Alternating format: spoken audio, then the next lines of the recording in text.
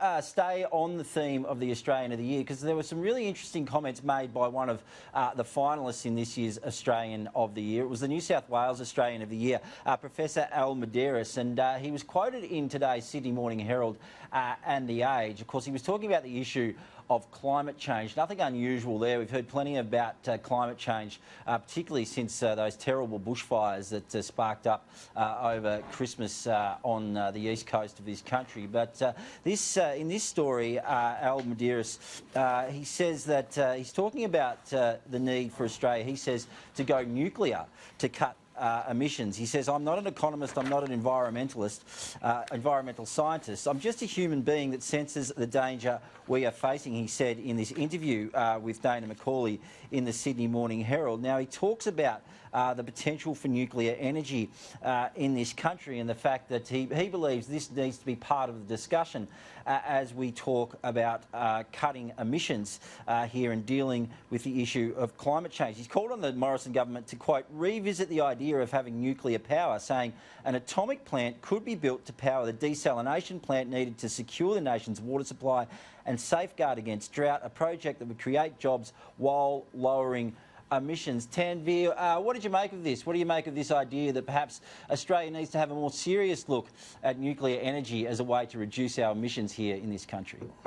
Yeah, look, interesting intervention. I mean, I certainly know of Professor Al Muderis for some time. He's a Sydney-based surgeon, highly regarded. And, yeah, I've never really heard him talk about sort of matters beyond, I guess, medicine or the refugee experience. That's usually what he's known for. So, look, I certainly agree with him with regards to the nuclear, and it's certainly been put on the table by others. So I like that he's kind of put it out there. I mean, it's interesting that you've got this growing sort of idea, consensus, that if we do more than our bit, so it's not enough to do, say, Paris, if we do more than our bit, somehow that's going to give us some sort of leverage or some sort of extra influence with, say, the biggest emitters such as, say, China, India, Brazil, United States. Yeah, I'm not convinced of that. I think that's a little bit diluted.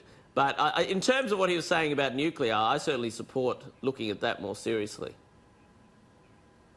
What do you think, Dan? There's lots of talk at the moment about how we need to act, we need to do more on climate change. I mean, if we want to do more about climate change, is nuclear something that we need to consider?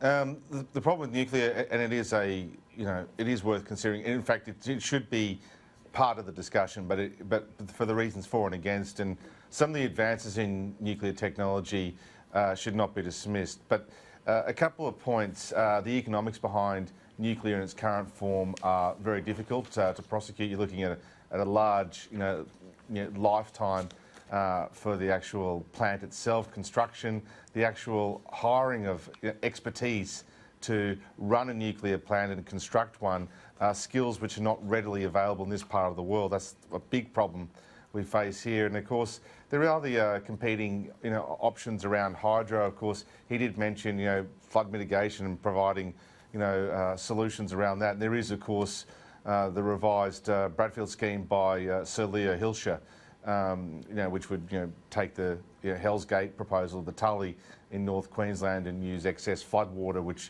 and of course hydro is part of that conversation.